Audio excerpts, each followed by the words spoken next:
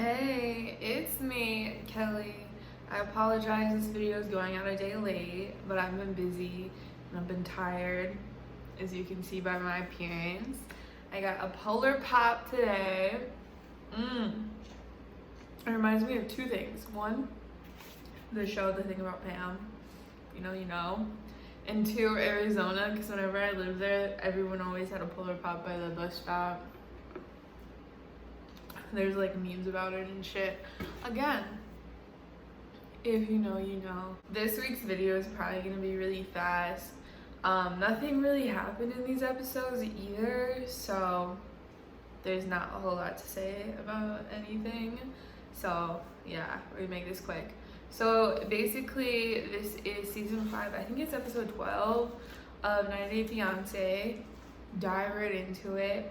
So with Yve and Mohammed, nothing happened besides they took Theron to Ninja Warrior gym and it was really cute, and he's doing parkour, and like that's a fun activity for any kid to do, but I'm sure he has a blast doing it. It looked like it, and it was cute. They all went, and then Yve and Mohammed are like talking about how the venue Yve wants for the wedding isn't gonna be available for another month, so they're gonna have to like push it back.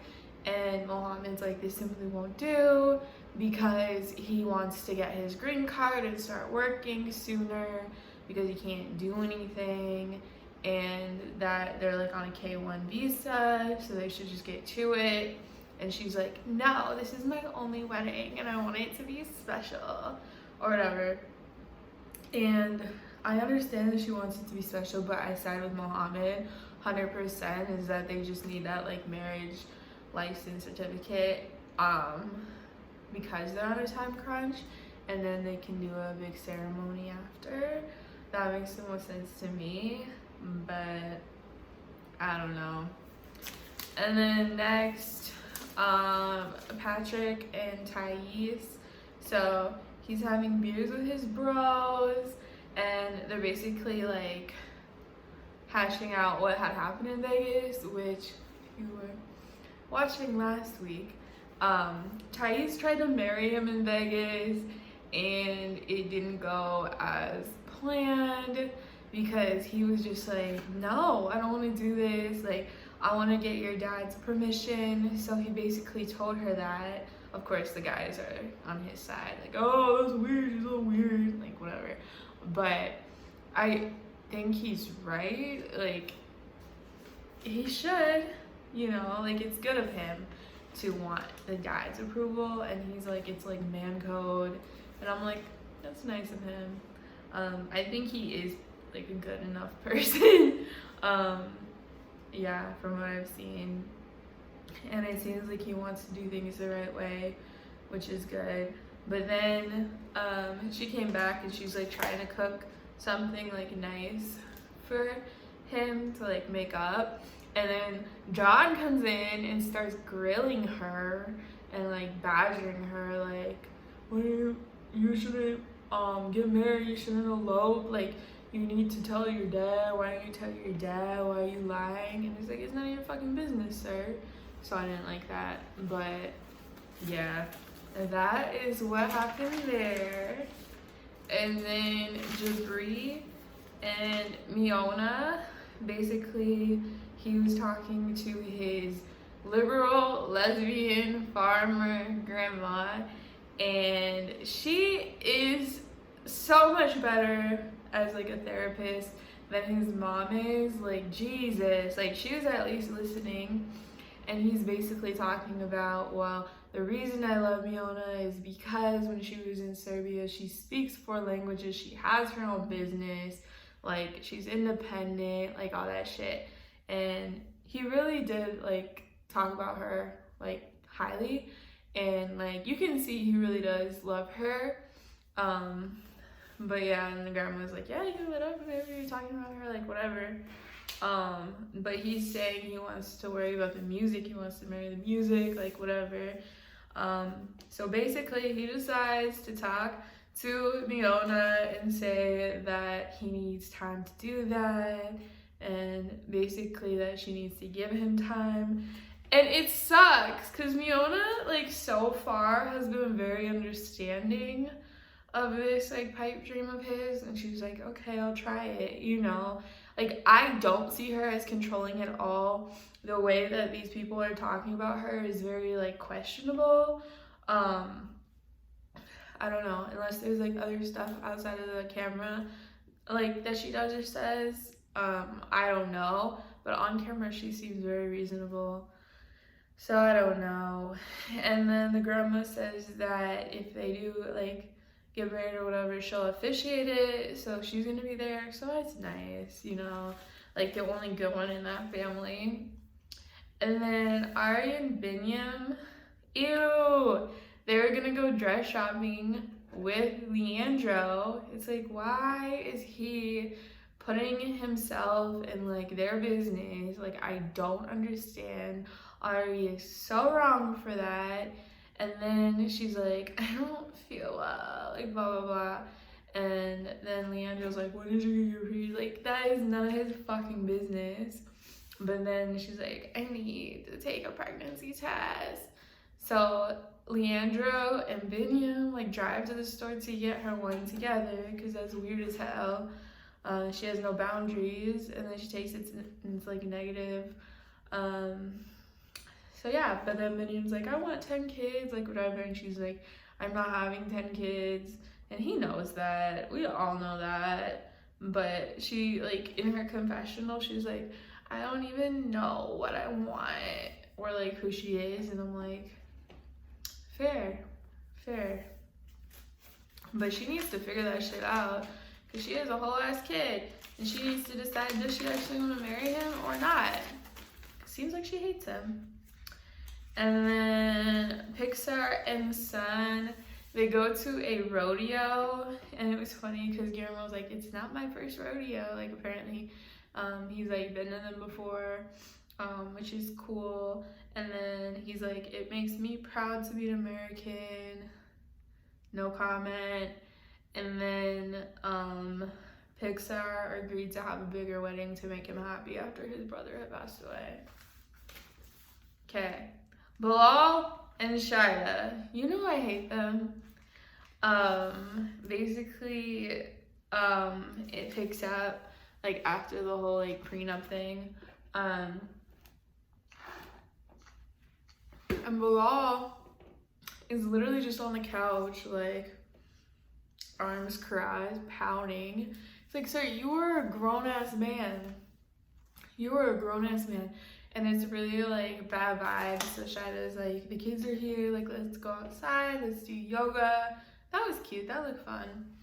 And then after, she met with the kid's mom to talk about like, you know, whatever. And she was like kind of like attacking her, honestly. Like, she came in too hot. And like, I get that they should have like a cordial relationship or whatever, but she came in too hot. Like, everyone in that family is acting like, I don't know, like skeptical of her. Like, she has to prove herself, I guess, and I feel like she keeps proving herself like again and again and again, but it's just not enough for them. Like, I don't like them. I really don't. They seem really shallow, and I don't know. That's that. Yeah, Emily wasn't in it, thank God. But yeah, it was a really short episode. So, okay, family Chantel, I lost my notes.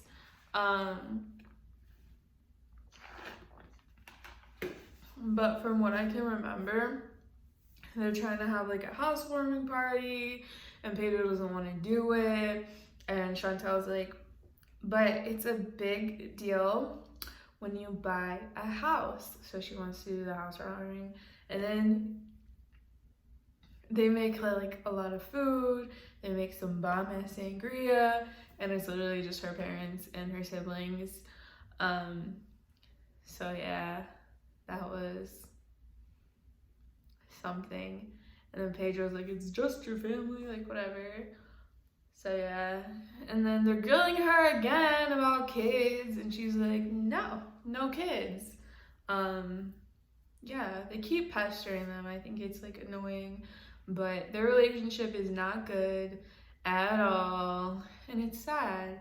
And it sucks because I can tell that Chantel is like really trying and that Pedro's just like over it. So I don't know. Should like take a break or something. I don't know. And then winter, things aren't going the best with Masoma because he's like asking for her to buy him things, and then she got him a cologne because he's like, well, a dead man used to have this cologne and I really like it. I don't know, it's not good. I thought in the beginning it seemed good, but not anymore, so that sucks. And then River got a haircut, and that's it. It was good though. I always love Family Chantel. In fact, I'm about to watch the new one after this. Okay, so it's my grocery list. These are my notes. So, oh, Love in the Caribbean. Yeah. So, Danielle and Johann. Oh, her spiritual advisor told her to do this like ritualistic thing. So they go to a body of like water and they're supposed to be sacrificing to the gods, and they're like throwing coins in. And she explained it, it's like basically when you throw a penny into like a water fountain or something, it's like that. And I'm like, okay, yeah, whatever. But then they're supposed to plant a banana tree, I guess, to get rid of his like womanizing like tendencies. But I'm not judging. Someone else's shit, that's their shit, you know? So they did that, and then basically they're having like drinks or dinner or something with his friends, and they're talking about how like he follows a lot of women on social media, and his thing is like, I'm a trainer, I'm following my clients, and it's like, okay, bullshit. I don't know about that. And then he hasn't told his friends that he's getting married, so that's a little awkward. I'm starting to think he's just not that into her. Like, I just don't know, which sucks because they had gone to the whole like fertility doctor and everything, but it's just seeming more and more like he's not serious about her, which sucks. And then Carlos and Valentine, I was rooting for them. I really was, but the friend called it. I think it was Valentine's friend, and they said they're both hard-headed. I want to see how that's gonna work. They're both hard-headed. I don't see how that's gonna work. So they went to like the one gay club in his like village. I think I got to say he probably lives in a really small town, because I thought there would be more like gay pride happening in Colombia. I don't know. They just seem like people who like love to party, so I don't know. But yeah, so they went to the gay club and there's only like 10 people there and it was dead. But Valentine's like, okay, whatever, I'm here, like, let's dance. And Carlos didn't like it, so he got mad, and then it was a whole thing. I just know everything everything one of them does, the other one finds it offensive. That's why it's just like just call it quits right now. Yeah. And then asshole Gabby and Abby. So this actually just makes me sad, because like Gabby seems sweet as fuck, and then he's gonna go around like, it's not my intention to hurt her. Then what's your intention? To steal someone's woman and not hurt them? Like, no, that doesn't make any damn sense. Like, I hate him. And so yeah, that's what was happening.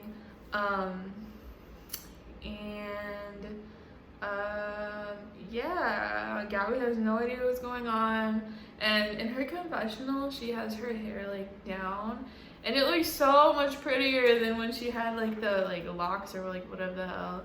looks so pretty. So I hope she stays with that style. Not that it really matters, but yeah. And then this asshole last minute decides, no, I can't go through with this, and he like blocks Abby on everything, and she's upset because she's like, why isn't he coming to ruin my life, you know? But hopefully she gets over it. I hope he stays blocked because he has no business up in this bitch. Like, I'm glad he didn't go because that was a very bad idea. And now I guess it's just up to Abby if she's gonna share what happened.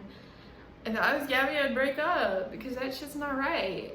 But yeah. Ariana and Sherlon. It seems like he's like being a good dad and like everything. And Ariana is impressed, but it looks like in the next episode things are gonna go downhill. That's all I got. So, okay, those are the episodes. That's it. This is my shortest video ever. Sorry, I'm like so just like tired and monotone today. But next week, we're getting back at it. So, subscribe. I post videos on Sundays and sometimes Mondays or whenever the fuck I feel like it. Bye!